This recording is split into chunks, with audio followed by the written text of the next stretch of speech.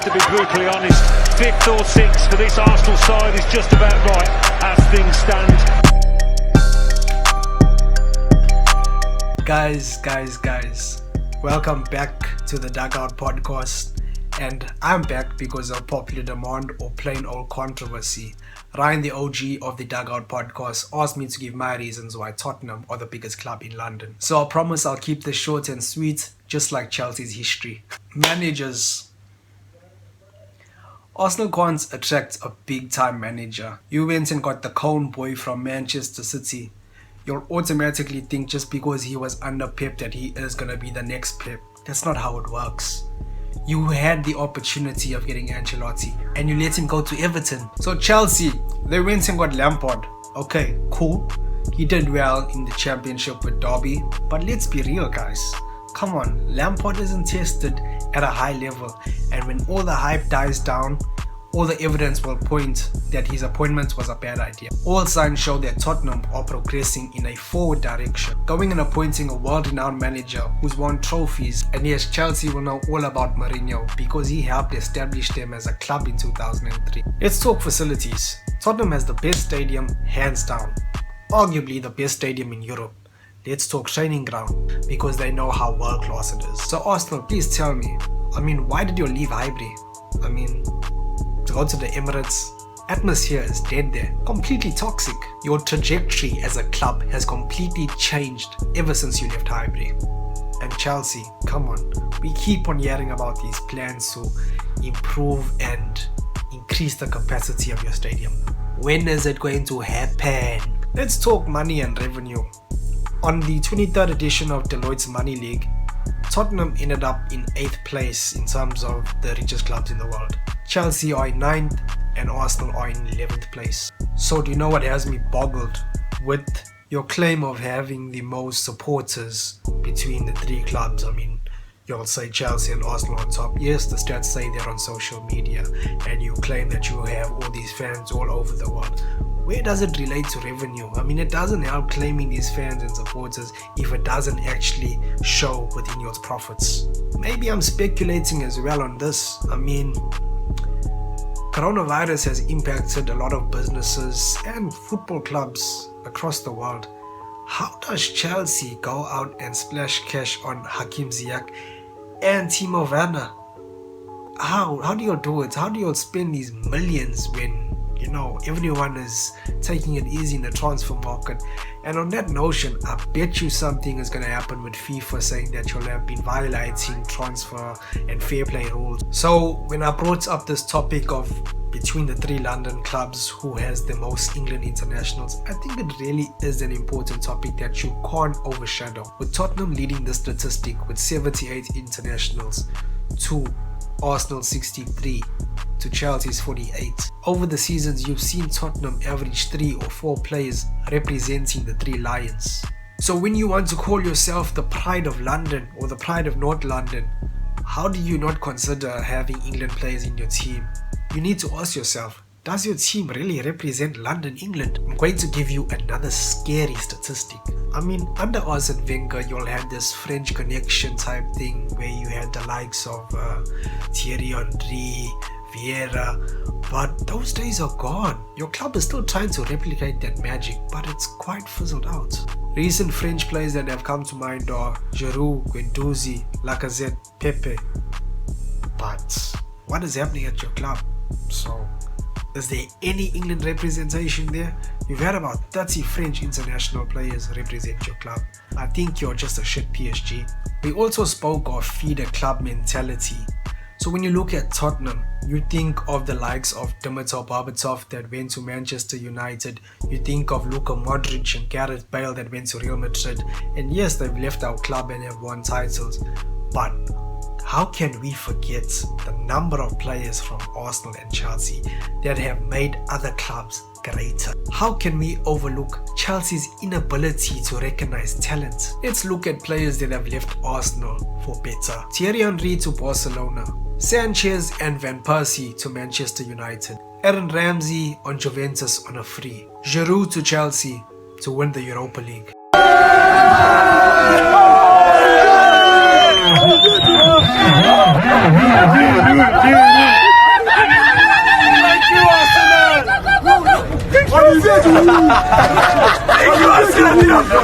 Says Fabregas to Barcelona, Ashley Cole to Chelsea to win the Champions League, Adebayo to Manchester City, Clichy to Manchester City, Nasri to Manchester City, Hleb and Alex Song to Barcelona.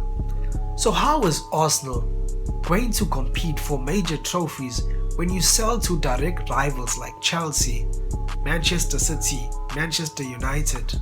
For all the legends and talent you have let out of your club in recent history, have you acquired the services of any better players? I mean, looking at your squad, it says no. So let's look at Chelsea. Most of the time when they've sold their players, they haven't really sold them to direct rivals. But there are the odd few players that have come back to bite them. So let's name a few players that have left your club for better.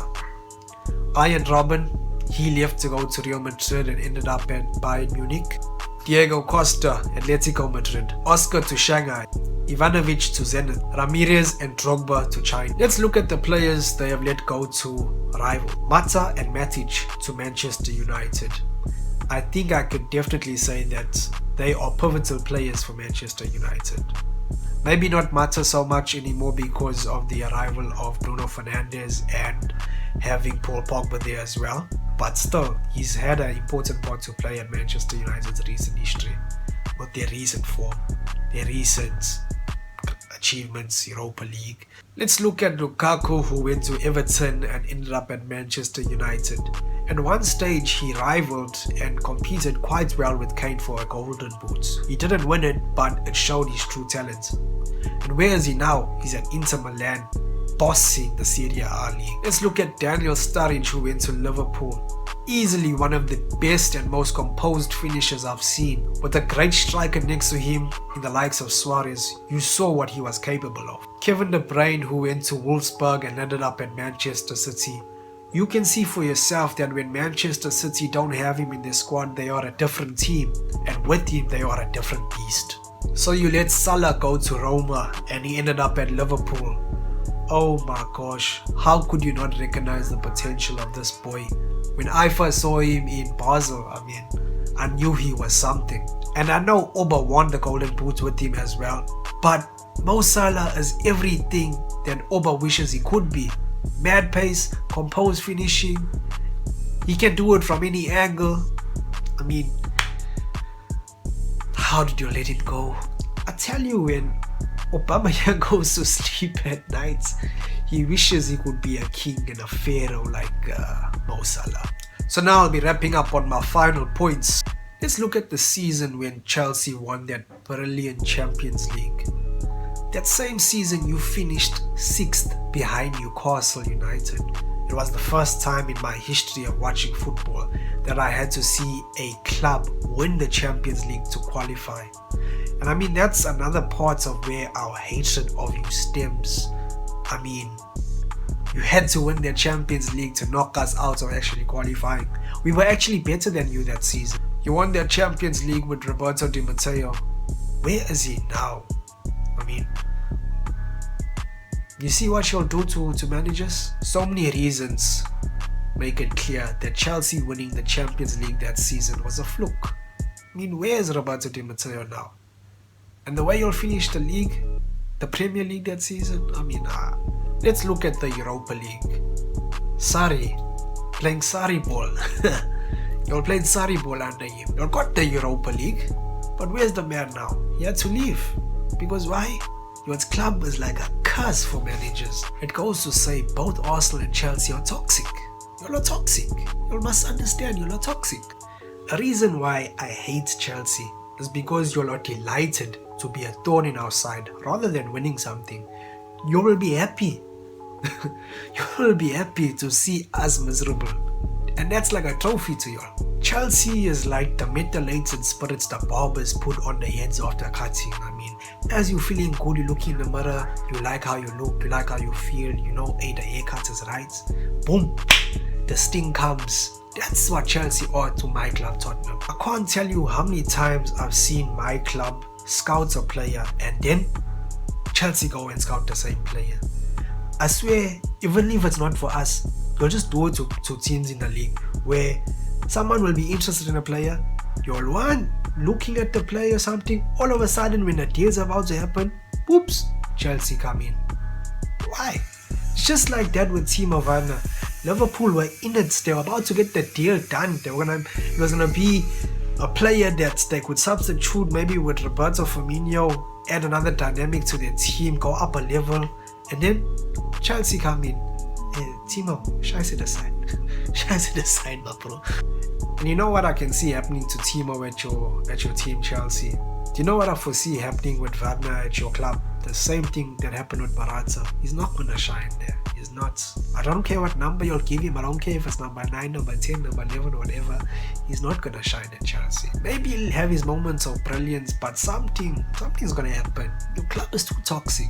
The Willian saga of how the man had his medical by Spurs and the next minute he signed for Chelsea is another reason I will forever hate Chelsea. I have never seen a club stoop to such dirty tactics. The battle at the bridge when Spurs were going down to the wire with Leicester. I mean, y'all threw everything, Muti, alles in that game. That day y'all didn't decide to play football. It was WWE, one way, nothing else. I've never seen a team do something like that. When beaters, however, but to play dirty, I swear that day y'all gave instructions to Costa. Y'all made that man go like an animal. That day, forever, I will hate Chelsea. Arsenal, I want to know what you left Highbury for. I really want to know. You're paid for a Ferrari but got a Kia big hands on. Ever since the day you left, your trajectory as a club has declined. Ever since that day. Arsene Wenger won 17 out of your 43 trophies. The man is a legend, he's a god, he's a professor of football. And the way your toxic fans ousted him before he eventually said he's leaving your club. I mean, nobody deserves that. A manager on that high level, and that is why your club has been going down ever since he's left. It's because you don't appreciate greatness. Your fans have absolutely no class. Arsene Wenger has even come out saying that he does not want to come to your football club in any shape or form, any position, nothing. Speaking of no class, when you had Xhaka as your captain, the man was literally playing 30 seconds with the hourglass and you're already booing the man. I honestly believe Xhaka works hard in your team, but your fans, as toxic as they are, who would want to wear the captain's armband? And that is why captains leave your club. Fabregas, Van Persie, Gallas, Koscielny, all other clubs you see captains wanting to stay till their last day. But at Arsenal, they can't wait to get out. They can't wait to take off the shirt. It was an absolute disgrace when I saw Koscielny take off the Arsenal kit and underneath they had the Porto kit. He could not wait to leave your club. You are toxic. You'll need psychological help as a fan base. I tell you guys that Arsenal fans love mediocrity. And that is why you are still happy with Ozil being at your club. Your fans completely demoralize your players. And I think your supporters have found a deeper love for Arsenal Fan TV than the actual club.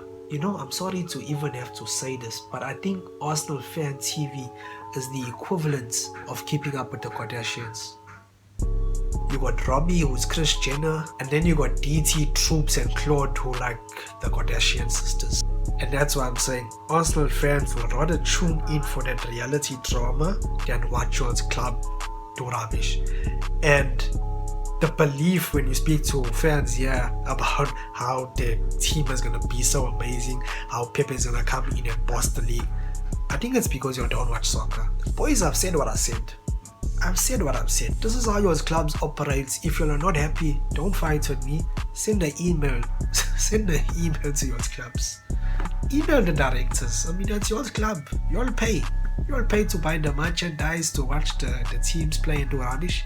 You're not happy, send an email. I told you before, we were the first club to do things in London.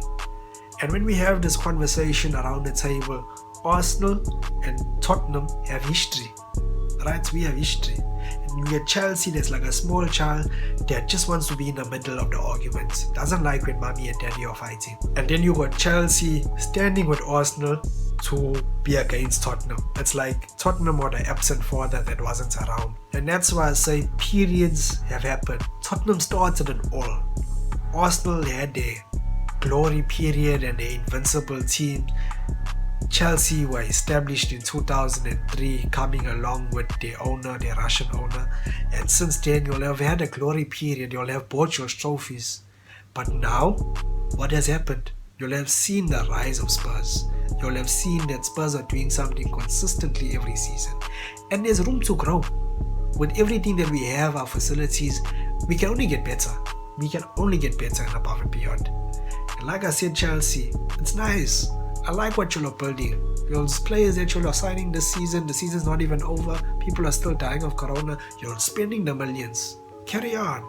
When FIFA comes for you, don't say I didn't tell you. Arsenal, you've had your glory days, but post Arsene Wenger, you are the English Morocco Swallows. So to end off, boys, I'll say the ball is round. Tides come and go within English football. It's all love, and I know the Giants have fallen off the beanstalk. Thank you for watching. Don't forget to like, comment and subscribe and share this video. Ryan the OG will bring you new content coming out soon. Stay tuned.